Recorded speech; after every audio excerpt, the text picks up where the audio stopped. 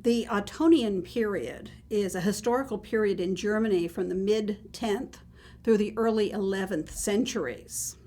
Now, it corresponds to the Ottoman Empire, and the Ottoman Empire essentially controlled approximately what was Germany, northern and central Italy, and the Netherlands. It's called the Ottonian period because the three first emperors were Otto I, Otto II, and Otto III. And so obviously this has got to be the Ottonian period. The reigns of the emperors, Otto I was crowned emperor in 960, and Conrad, I forgot his number, died in 1024. So that's fairly specific, although sometimes they talk about the Ottonian period as extending a little bit beyond, but we don't have to worry about that. After Charles the Bald's death, remember this, Charles the Bald was the grandson of Charlemagne, and when Charles the Bald died, the Carolingian Empire was divided into smaller and smaller principalities.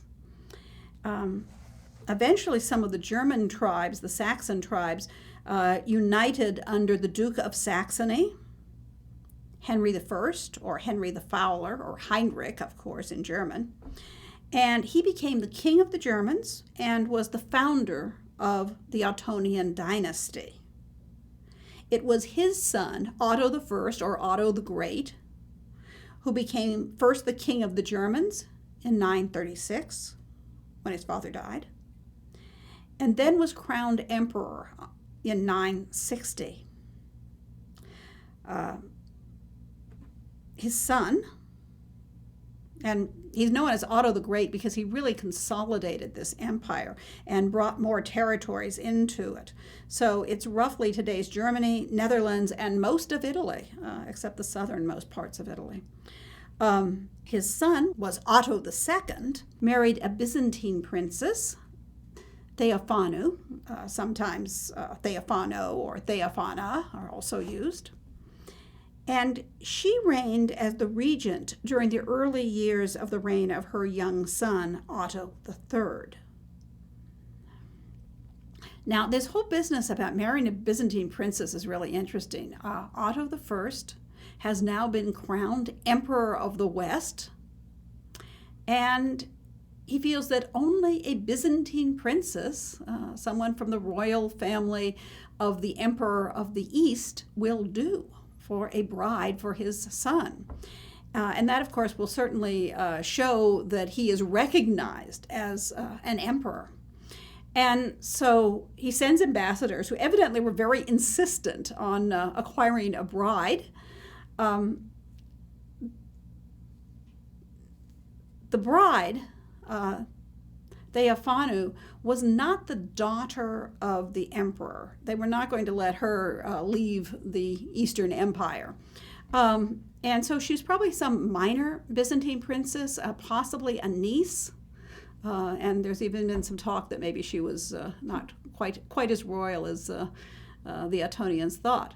But she was, by all accounts, even though she didn't live to a very old age, as you can see, she was, by all accounts, a very good empress for the empire and a strong regent for her son.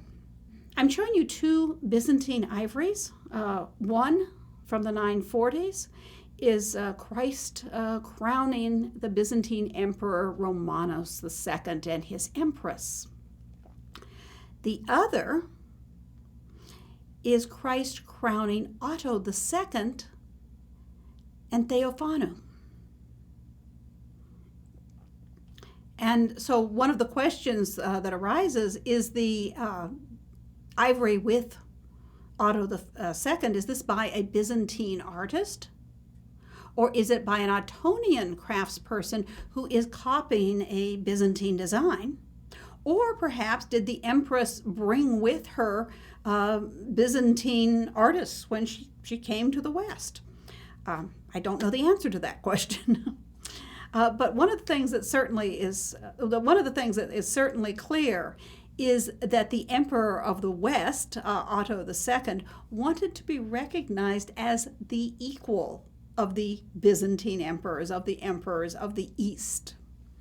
That's a little historical background. Now I want to talk to you about the millennium, the year 1000.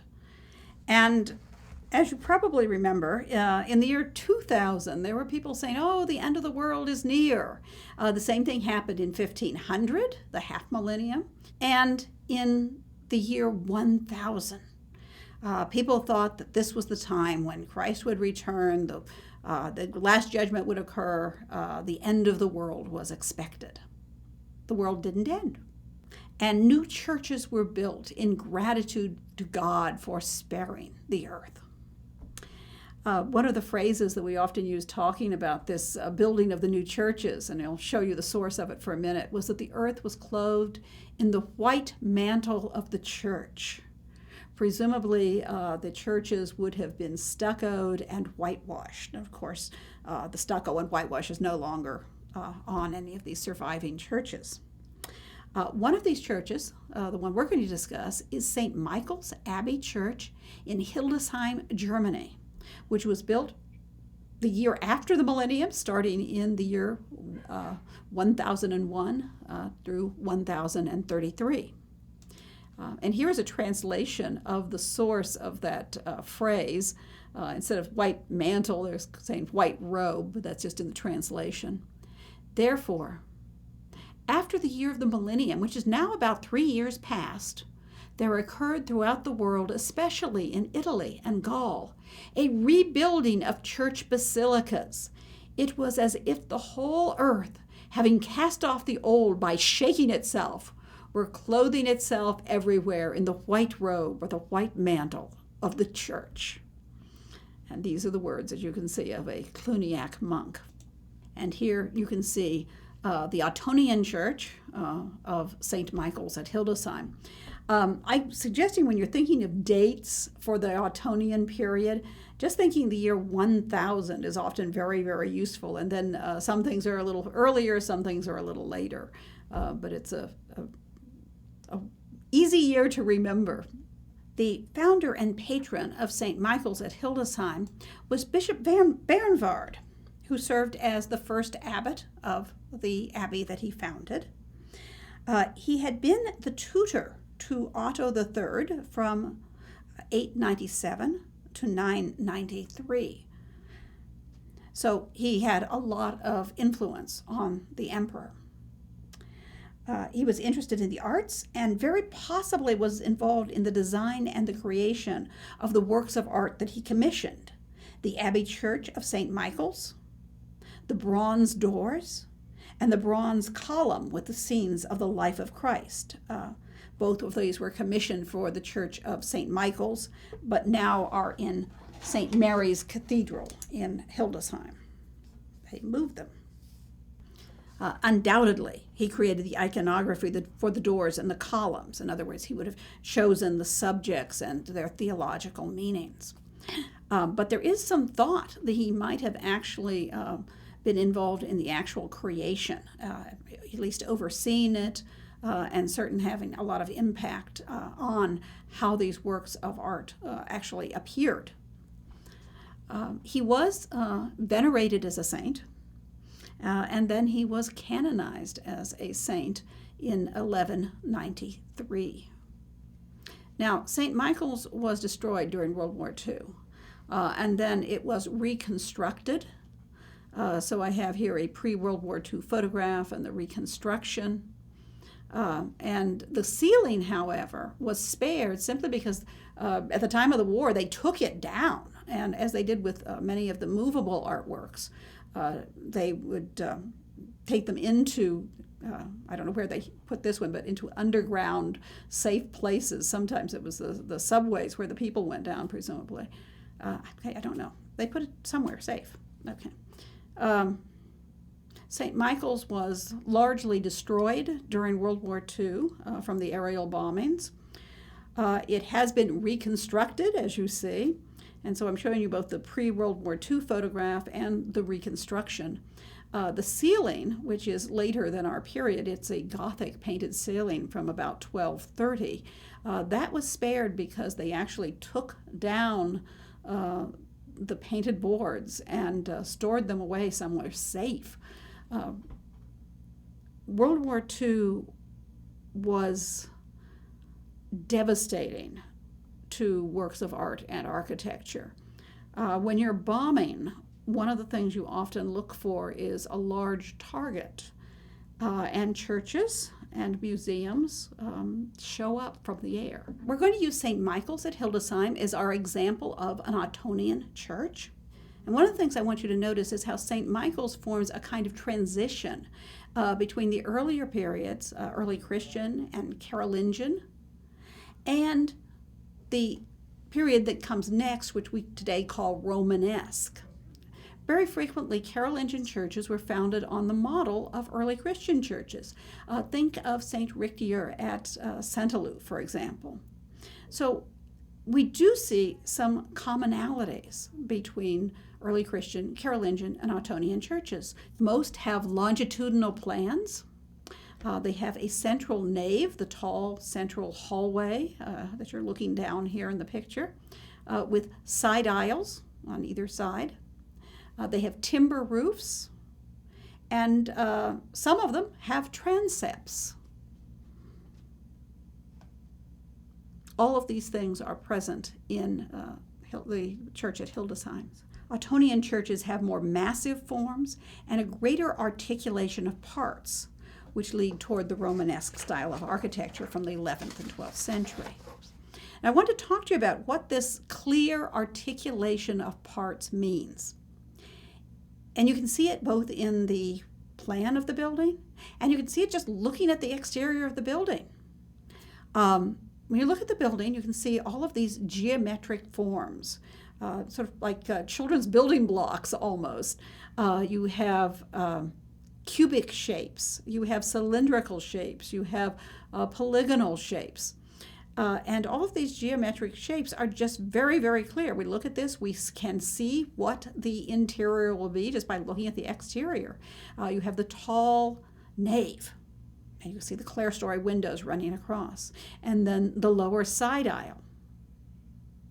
And there is in this church a double transepts. There's two transepts. And we can see that these large bulky forms of the transepts that end in a stairway tower that are cylindrical forms. And crossing the transept and the nave, what we call the crossing, are these crossing towers, which once again are these sort of cubes that fit on top. And so when you look at the exterior, you're really seeing everything as separate units put together.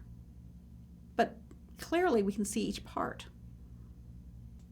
The church also has not only a double transept, but also is a double-ended church. We talked about double-ended churches with the plan of St. Gall, and we said that this was popular in Germany.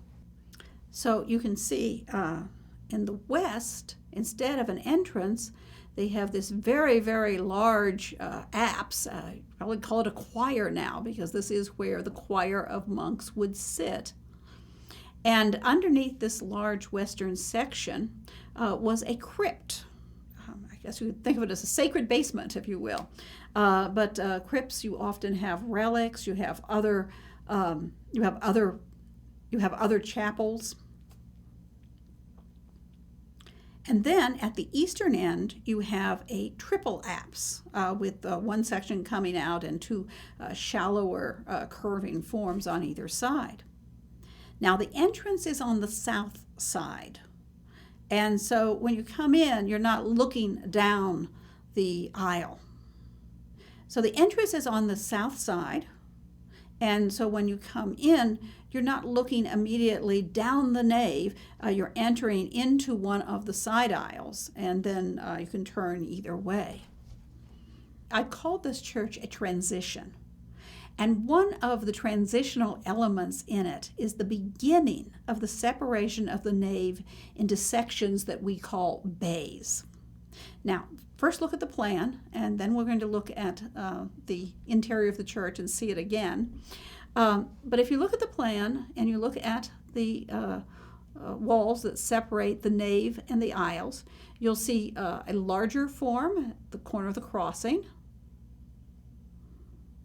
And then they're showing them as little squares, which are the two columns. And then there's a larger square and two columns, two smaller squares, and a larger square and two smaller squares, and then another large section. Now, those large sections are called piers. They are large supports. So you have a pier, column, column, pier, column, column, pier, column, column, pier. There actually is a kind of rhythm. It's a visual rhythm, but you can see a division. So let's look at the church itself. And as you look, you can see these large transverse arches, which are striped. They often call these checkered arches, however, with different alternating colors. And then look down the nave. And sometimes parts of these are covered up, but you would have the pier, and then you can see two columns, and then a heavier square pier, and then two columns and another pier, and then the two columns, and then of course there is the heavy pier at the crossing and another transverse arch. That tends to separate the nave into parts or bays. If you think of perhaps the pier as the pier as a boundary between a section. And so if we're looking at this transition, we see the early Christian Basilica Church has no vertical division on the nave arcade or on the wall.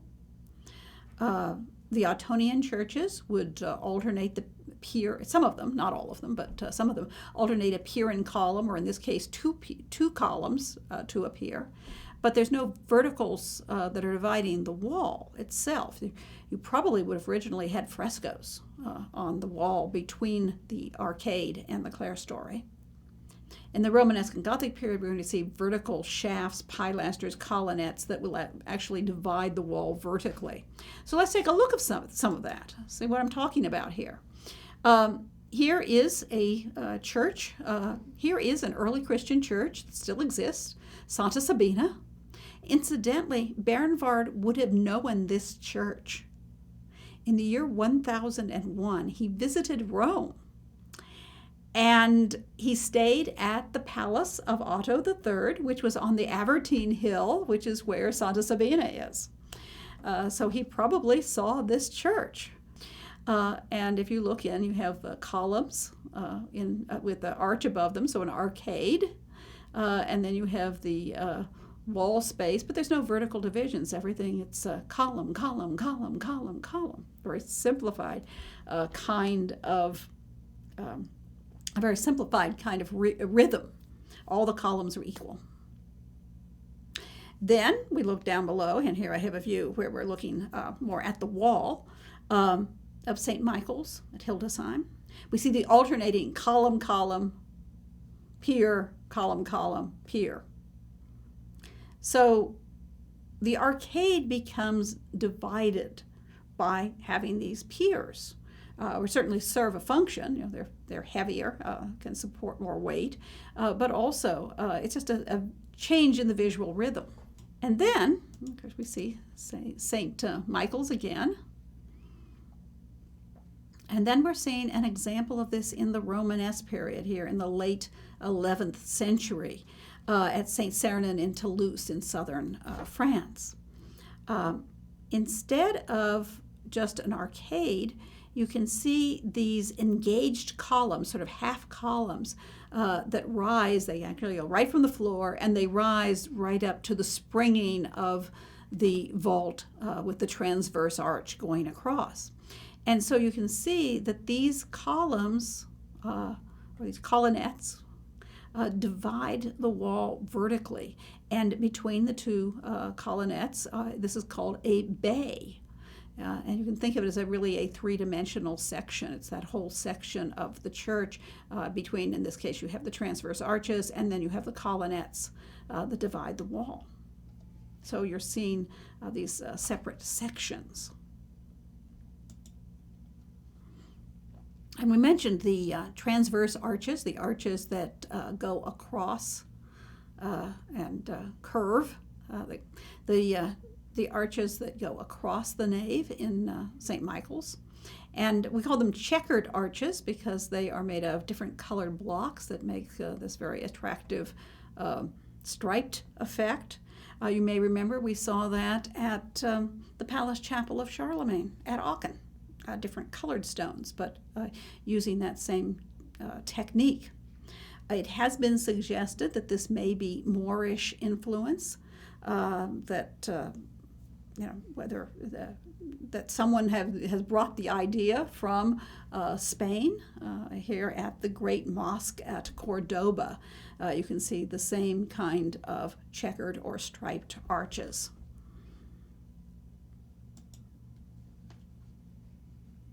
When you're looking at the nave elevation, we've said this before, we have an arcade at the bottom. We have a wall which probably originally had frescoes, and then the clerestory, the window level where the light comes in. We talked about the use of modules when we were talking about the plan of St. Gall, and we said that that plan could be sent out, and people could have different sizes. They didn't have measurements of feet and inches or meters that were all standardized, but they could take whatever module and make a larger or smaller church. Well, as you might expect with a church that's built on this idea of articulation of parts, St. Michael's also has its modules. The crossing square is used as a module. By this we mean the space over which the crossing tower would be placed. And it's the width as the nave, as you can see. The length of the nave is 3 times this module. The height is 2 times the width. So it's simple, but harmonious. And it's also suggested that there may be number symbolism involved. We have these 3 transverse arches, the number of the Trinity. There are 4 piers on each side, perhaps referring to the 4 Gospels or the 4 evangelists who wrote the 4 Gospels. And then you have 12 columns, and of course that is the number of Christ's disciples. So here you see all 3 views together. Let's talk about some of the sculpture that was associated with this church. These are the bronze doors of Bishop Bernward. They were originally in St. Michael's, but they were moved to St. Mary's Cathedral in Hildesheim. Bernward was definitely the patron. His name is on the doors. And after all, he's the abbot, he's a bishop. Who would be better qualified to plan the iconography, to choose which subjects and which arrangements and what the theological import would be of this? However, it's also been suggested that Bernward may have done more than simply plan the iconography, that he may have supervised the execution, that he may have been very, very interested in the actual artistic process. Okay, what might have been the inspiration for these doors? One of the things that he probably saw were these 5th century wooden doors in the Church of Santa Sabina in Rome, because as I said, he was there. He was staying in the palace on the Aventine Hill near Santa Sabina.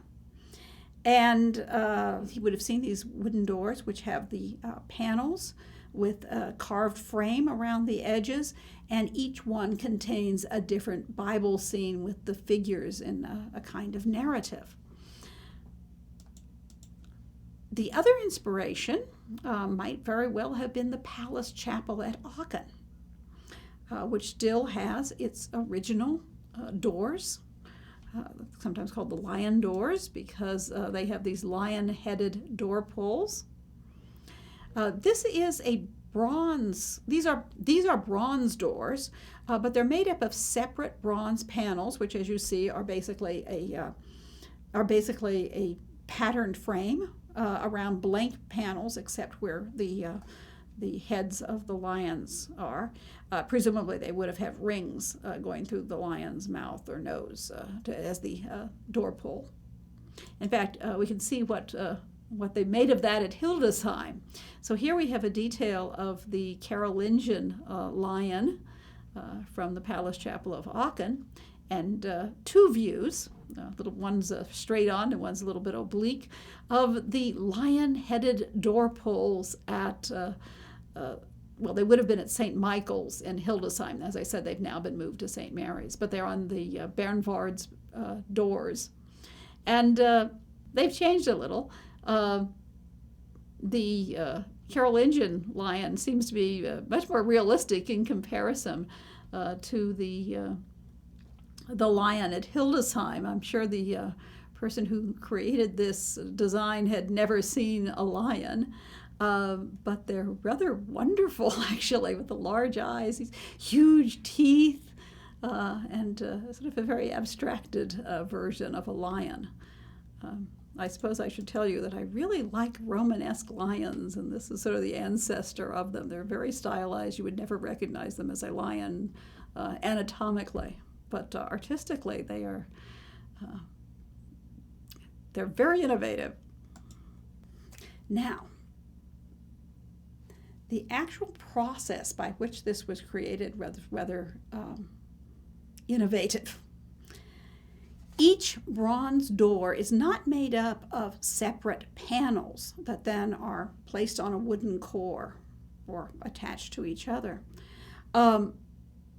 This bronze door, each one of these bronze doors is cast as a single piece. And this was a very difficult technological feat. It's the first time that a door was cast in one piece since classical antiquity. Each door has 8 biblical scenes. On the left, we have scenes from the Old Testament, from Genesis, from the creation of Eve, to at the bottom, you have Cain murdering Abel. On the other side, we have the life of Christ, stories from the New Testament, starting with the Annunciation or the Incarnation at the bottom. And then at the top, you have the resurrection as a Noli me tangere, or touch me not. Mary Magdalene reaching out to touch Christ after his resurrection. The diagram that we have says that this is an ascension, and it does look like he's walking up. So maybe there is that implication of both resurrection and ascension. But as you know, at the ascension, there were other apostles, and nothing is actually said about Mary Magdalene being there.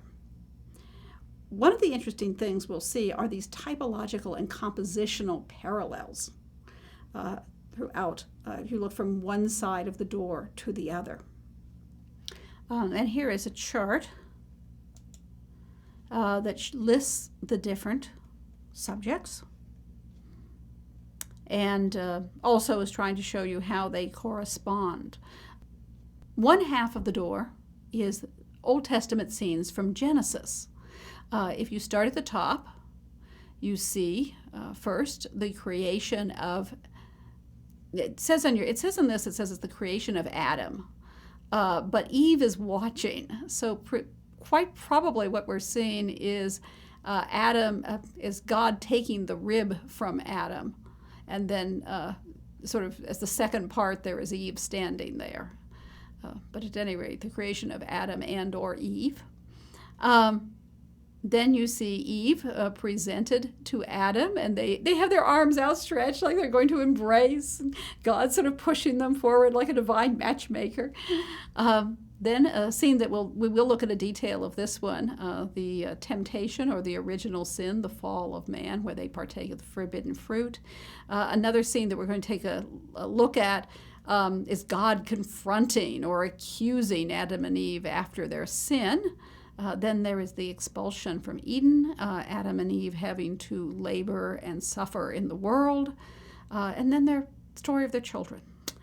The offerings of Cain and Abel, and you may remember that God accepted Abel's animal sacrifice, but did not accept Cain's sacrifice of grain. The way this was interpreted during the Middle Ages was that it wasn't because it was grain. It was because Cain was actually hiding weeds, tares, thistles, something like that, within the good grain. It was trying to give him something, give God not the best of the harvest, but the worst. The actual idea was probably making a distinction between the nomadic tribes of the ancient Hebrews and the agricultural peoples whose land they wanted and eventually settled in. Then you see the first murder, Cain killing his brother Abel, and we will see a detail of that as well. Okay, then we're going to start on the New Testament scenes, the scenes of the life of Christ. Only instead of starting at the top, we're going to start at the bottom. And directly after the first murder, we have the incarnation. We have a scene of the Annunciation. So Christ comes into the world to redeem mankind from such horrible sins as we're seeing right next to each other. We see the Nativity, when Christ is manifest into the world. Say Jesus is the Lamb of God. And then we see an adoration of the Magi. And this is very interesting because here we have Mary holding the Christ child, and then there is the parallel, visually, of Eve holding her child, presumably Cain. Very different children, but Mary is the new Eve, just as Christ is the new Adam who redeems the sin of the old. We see the presentation of Jesus in the temple. So Jesus is being united with God and the opposite. We see the opposite thing. The angel is expelling Adam and Eve from Eden, from the presence of God. We go up the New Testament scene. We see Christ before Pilate. And so we see the sinful judgment, as it were, the judgment of the innocent man who is condemned by the corrupt judge. On the other side, we see another kind of judgment where God is accusing Adam and Eve, who did partake of the forbidden fruit, and we'll take a look at that. So it's the guilty are being judged, and the innocent Christ, of course, will redeem the sin that Adam and Eve originally created. Then we see, and I'm going to show you these together as a detail, we see the crucifixion directly opposite, directly beside the fall of man. We'll talk more about that. And then there are two scenes of the resurrection. One is the three Marys who have come to the tomb. They are being greeted by the angel. Adam and Eve are greeting each other on the other side. And then up above we have, your text is calling it the Ascension. But what we see is Mary, I think it's a Noli Me Tangere. We'll take a closer look, I think. It's calling it an ascension in the text here, so maybe there's some disagreement about what the scene actually is. But I've generally seen it called a Noli Me Tangere, that Mary Magdalene is kneeling, but Christ is striding upward, so maybe it contains the implication of both. And then, of course, you have the creation of Adam and Eve on the other side. So the beginnings of man, and then Christ has now conquered sin and death and will be able to redeem mankind. Now, what I want to do here is compare just a few of the images. Here we're looking at two scenes, the fall of man, or original sin. When Adam and Eve first partake of the forbidden fruit, they commit the first sin, which is, of course, disobedience to God, who told them, do not eat the fruit of the tree of knowledge. So this is the forbidden fruit. And you'll see that Adam and Eve are on either side of this very imaginative tree, which actually is in a kind of cross-shaped. And then you look over to the other side and you see the crucifixion of Christ. And of course, in the center is Christ on the cross, paralleling the shape of the tree of knowledge. It's a very symmetrical composition, just as just as the scene of the original sin is. Only, of course, there are other figures here: Longinus, Stephaton, with the lance and the sponge that has been soaked in vinegar, and then, of course, we have Mary and John the Evangelist. They don't have as many figures in the Garden of Eden. There's only 2 human beings, so they fill out the compositional space with these wiggly, fascinating, wonderful trees. It's more than just a visual parallel. Original sin is the very reason for Christ's sacrificial death. By offering himself freely on the cross, he atones for the sins of all mankind. And as St. Paul says, that Christ is the new Adam who redeems the sin of the old Adam. And then you have a scene of God confronting Adam and Eve. They actually call this scene a number of things: God judging Adam and Eve, God accusing Adam and Eve, or just Adam and Eve are passing the blame. And that's what we're going to see, of course. One thing you will notice as you look at this is that the heads are in extremely high relief. They are actually detached from the back. So this would have been very difficult to cast. And then other parts are in shallow relief. And I think the reason that the heads are in such high relief is that you're looking up. And how would you going to see their facial expressions? How are you going to see what they're doing? Well, it's because the heads are coming out and you can look right up at them. I should mention, I don't have a picture of this, but this is opposite the scene of Christ being judged by Pilate. And we've already mentioned how this is the guilty Adam and Eve are being justly judged by God versus Pilate, who unjustly condemns the innocent Christ. And we're coming a little closer. One thing you might also notice here is that you might also notice the inscription. It has the date, Anno Domini, and then, of course, the year 1015. And then it has Bernward's name.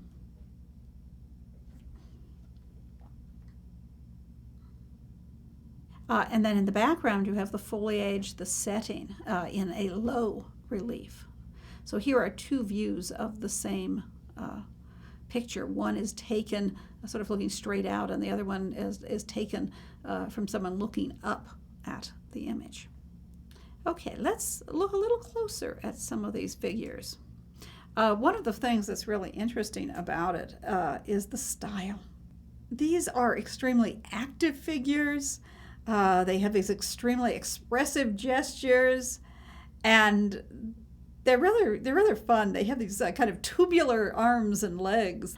So you're seeing some nude figures, and you're seeing here the drapery clinging to the body of God or Christ. We've got a body of God or Christ as the logos. He's holding the book. And then the little drapery flutters beside it.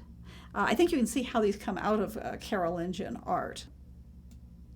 So you have these very active figures with tubular limbs, extremely expressive gestures.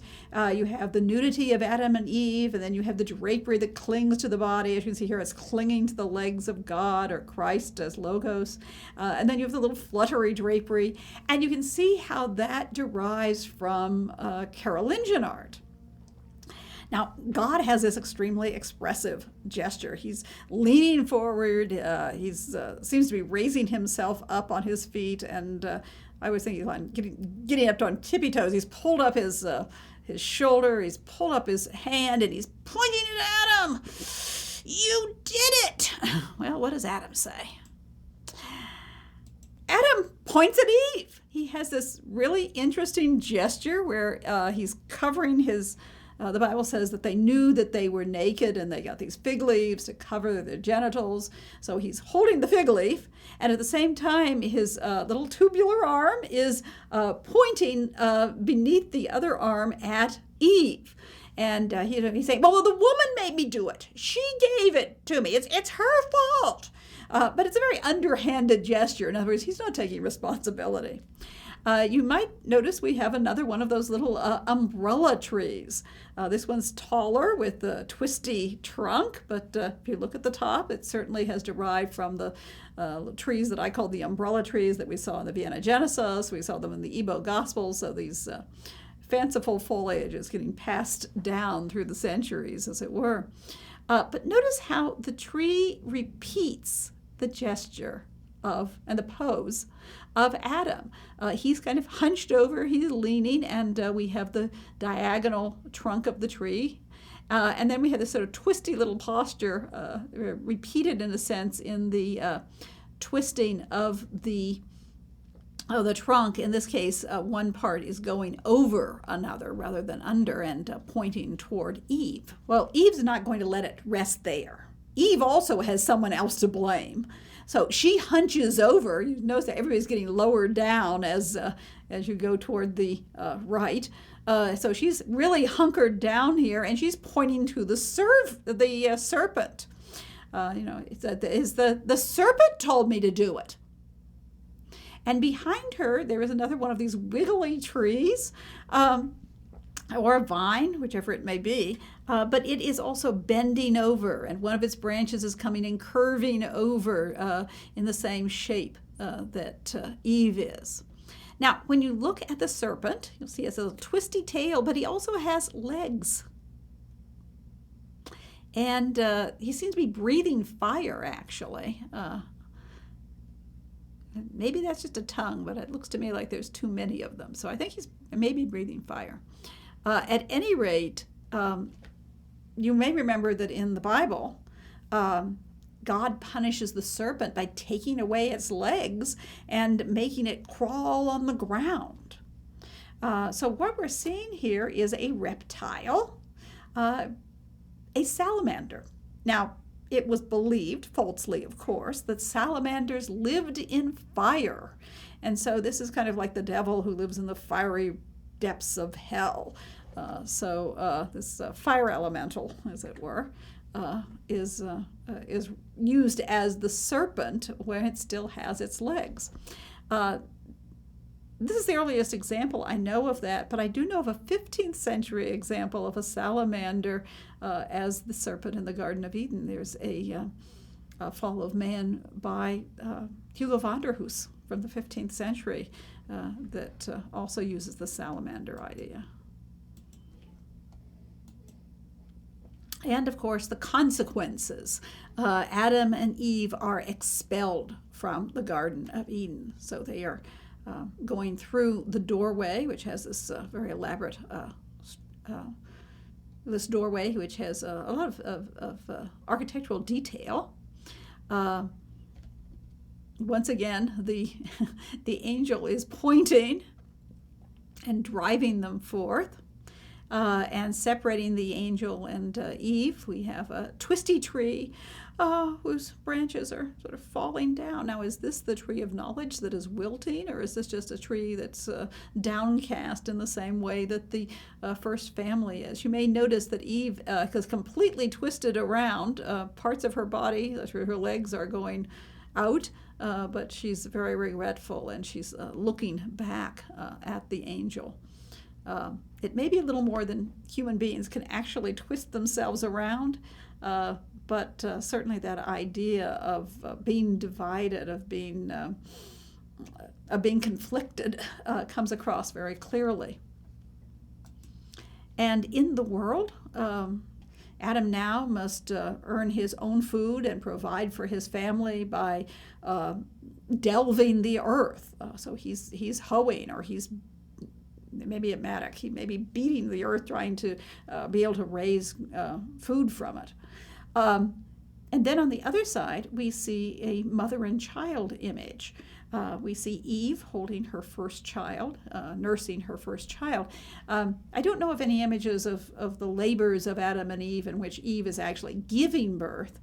She was punished by having to give birth in pain. But they show the after effect, the fact that she actually has a child, and usually she's shown nursing that child. Right next to them, on the other side, on the other door, we have another mother and child. In this case, it's Mary holding the baby Jesus, and instead of Adam, we have the three magi who are coming with gifts to this newborn child. And then jumping down a little bit, we have first the offerings of Cain and Abel. And then this is the bottom of the Old Testament scenes. It has two scenes, essentially. The first one is actually the one that's further to the right, where you have Cain with a large upraised club killing his brother. And you can see Abel tumbling down. And then on the left, we have the hand of God the Father reaching out from the cloud.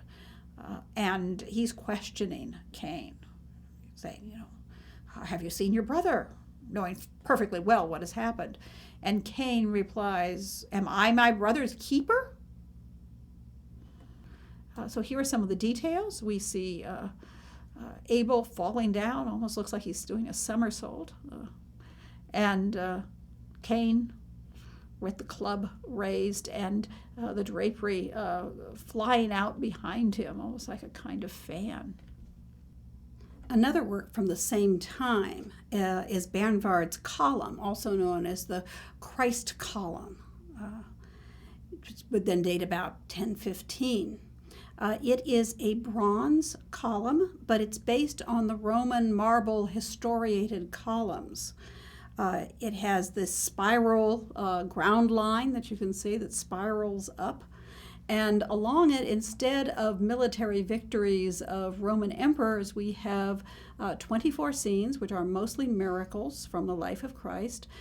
And that starts at the bottom with the baptism of Christ, which would be the beginning of Christ's ministry, spiraling upward to the very top, where we find Christ's triumphal entry into Jerusalem.